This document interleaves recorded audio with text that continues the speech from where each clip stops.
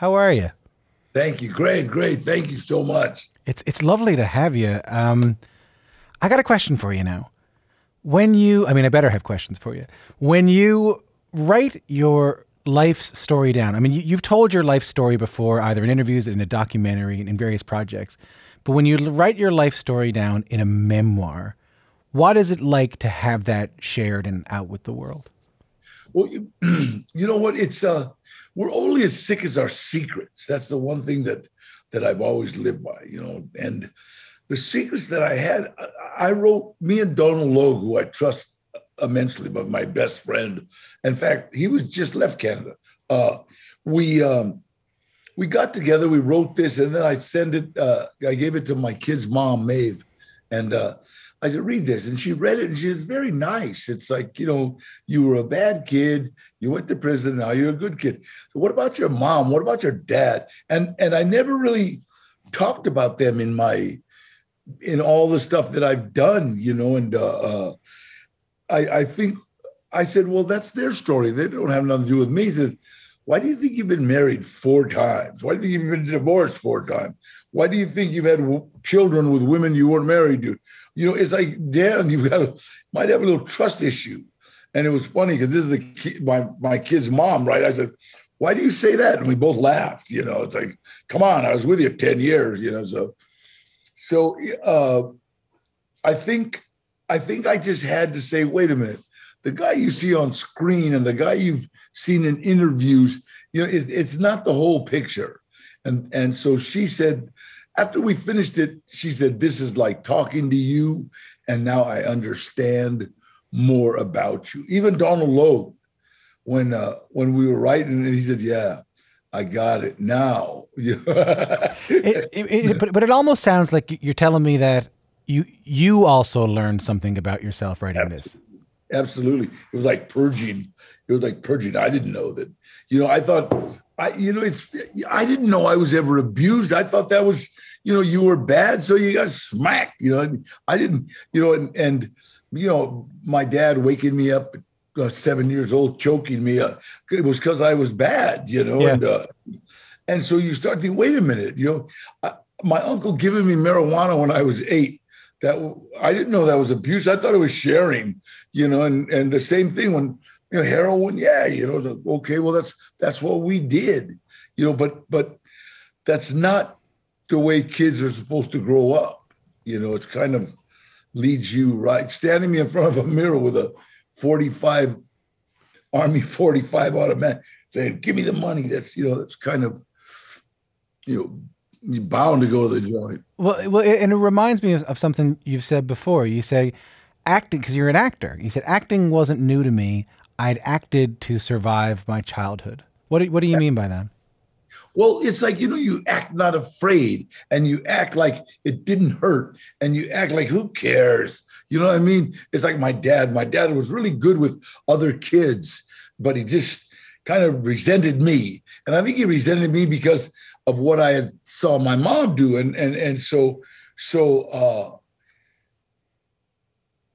So it's like I would act like I didn't care. Who cares? No, I don't care. I didn't want that hug anyway. I didn't matter, And so, and then when you're standing on the yard in San Quentin and there's going to be a riot, and you're holding a knife in your belt, and you're praying to God, please don't let this come down, But yet you're acting not afraid.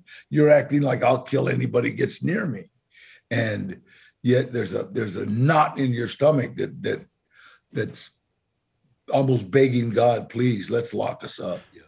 So when you're acting now, or even like in the past 20 years or so, and you are playing somebody that has a life story that's reminiscent or rhymes a little bit with your life story when you were a kid, I guess, how does it feel to act back when you were acting? Do you know what I mean by that?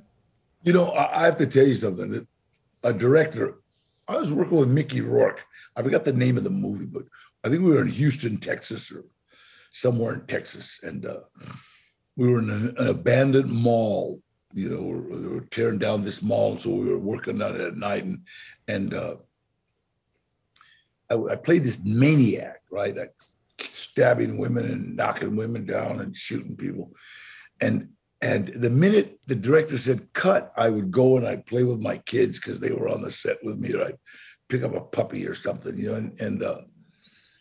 And the director said, "How do you do that, Dan? You know, how do you go from?" Because a lot of actors have to stay in character. It's stupid to me, you know. Yeah, the method, and you can only call them by their names and all that. Yeah, and you're at lunch and they're going, "Hey, give me the damn beans." What are you talking about? Slap you in the mouth. You talk to me like that. You know, I mean, and so I the minute I play that character, boom, but then I have to get out of him. You know what I mean? It's like I played a character, and sometimes afterwards when the director says cut, I go throw up, you know, because I know that guy. See, I know that guy that they want me to be. I've been there. I've seen that guy. You know what I mean? That few times he was my cell partner. So acting is good. You know, acting is good. I want to play you a clip now from a film. It's not one of your films. Just take a listen to this.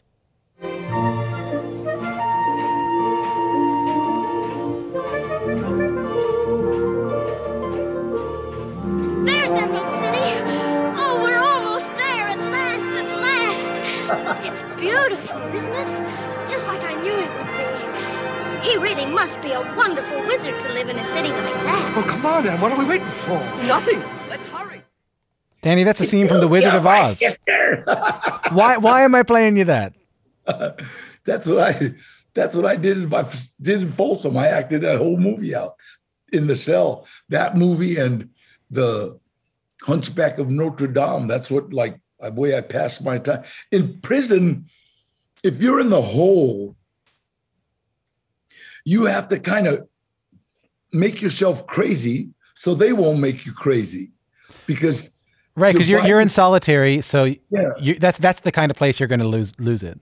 Oh yeah, you know, and because see, your instincts are all different. It's like there's no more anger. You don't get angry in prison. You go exactly from whatever mood you're in to rage. You know, you don't have time to get angry.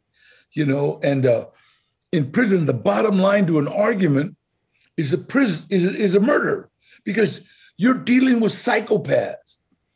You're arguing and you argue with somebody and then they walk away. Now their mind is them, wow, that guy really made you look bad.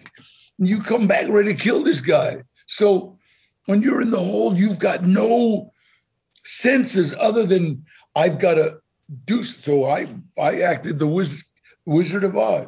We are the lollipop kids. The whole, and guards would walk by hey, Trejo, are you nuts yet? I go, did you kill my sister? Yeah. But I guess that gave you something to do with your mind and exactly. something to do with your time. Freedom. You know, yeah. You know, I mean, you can only masturbate so many times. You know, I mean, do 1,000 push-ups here, and like, okay, now what? You know, so. What was the turning point to sobriety for you? Well, the first thing I know about sobriety is I was 15 years old. I walked into an AA meeting by accident, carrying a case of beer, 3 bottles of wine, a half pint of whiskey. I was already loaded on pills, and I had a 38 snub nose, and I walked in with about 20 of my friends. We thought it was a party, and the first thing we saw was a big sign that said, "We care." This guy kind of stopped me and said, "Danny, why don't you join us?" You know, and I said, "Hey, come on, dude. I got penitentiary to go to." Yeah. And he said, "If you leave this program, you will die, go insane, or go to jail." Every time I would see those lights behind me, you know, the police lights. If you look at them, they go, "Die, go insane, go to jail. Die, go insane, go to jail. Die, go insane." It was a fulfillment. Yeah, it was yeah. So when did it change for you that you did get sober? What happened? 1968, Cinco de Mayo. Everybody thinks Cinco de Mayo means 5th of May, but if you're a real Mexican, it means get bail money because you're going to jail. You know, Cinco de Mayo, I don't know. All it is the Battle of Puebla, a battle that the Mexicans won down in against the Spanish, and we celebrated up here like it was our Independence Day. And so we had a big prison riot, and me, Ray Pacheco, Henry Quijada went to the hole with 3 gas chamber offenses. And I remember just saying, God, let me die with dignity, and I'll say your name every day, and I'll do whatever I can for my fellow inmate. That's all I remember saying. Inmate, because I thought I'd never get out of jail anyway. It's a really amazing story. And then you go on to be a drug counselor, and that's how you end up going to a film set. That's how you end up acting, right? Everything good that's happened to me has happened as a direct result of helping someone else. I'm working with this kid. He gets me involved in an agency that sends out extras, right? Yeah. And work together. And then one night he calls and says, hey, I'm down here on this set, blah, blah, blah, blah, blah. Come on down, man. There's a lot of cocaine. 1985. He's trying to stay clean. And so I went down, and it so happened I run into a friend of mine named Eddie Bunker. He said, Danny, are you still boxing? And I go, nah, man, I'm not. I train, but look at my face. I don't get hit no more. And he said, we need to train one of the actors how to box. I said, what's it pay? And he said, $320 a day. Now they're gonna give me $50. Like $320 a day. How bad do you want this guy beat up? You know, I thought he wanted me to beat up somebody for him. I'd have done it for another $50. And I started training an actor named Eric Roberts for the movie Runaway Train. And I remember Eddie saying, you got to be careful, Danny. This actor might sock you. He's already socked a couple of people. So, you know, shit, Eddie, for $320, you can give him a stick. I've been beat up for free, homie. I couldn't believe it. And so I started training Eric Roberts. The director saw that Eric respected me and would do whatever I said. And they hired me. Man, but what a life changer that is. I mean, what a it's so cool that you can point to a moment and like everything changes after that. That's it. Everything. And the hole changed when I was in the hole. I was out of prison 17 years before I got into the movies. I was a drug counselor. I'm still a drug counselor. I work for Western Pacific MedCorp, and we detox heroin addicts. I still do that. And do they, when they meet you and you're going to be their drug counselor, do they go, aren't you Danny Trejo? Yeah, they know me. And it's kind of a badge of, I can be like this. I don't know, like hope. I think that's all I give somebody is hope, you know, because they know I was a maniac. They know where my Kinsey report is. They know all that, you know. And so wait a minute, if he can do it, I can do it. Man, oh man, that's so beautiful, giving people hope. I want to play a clip. This is one of your movies. Take a listen to this. What happened? They made me. Who? Where's Anna? She's dead. So is Mike on Breen, the guy who stood in for you. Who did it? Who did it? They had Anna, man. Who had her? Wayne Grove. What is that we're playing for you? God. You know, that's the only scene my daughter has not been able to watch. That's you in Heat. I know. But that's the only scene my daughter has not been able to watch. Why is that? And you know what? Because I said, what's wrong, baby? You know it's a movie. She said, Daddy, that's the way you lived. That's the way you were supposed to. And she's crying. That's the way you were supposed to end up. And God didn't. Well, it almost makes me, like that scene, because that's Robert De Niro. And before we went into makeup, I'm sitting there, and Bob, you heard me say that. Cool. Bob, no, that's cool, man. That's cool. And he says, what do you think, Trejo?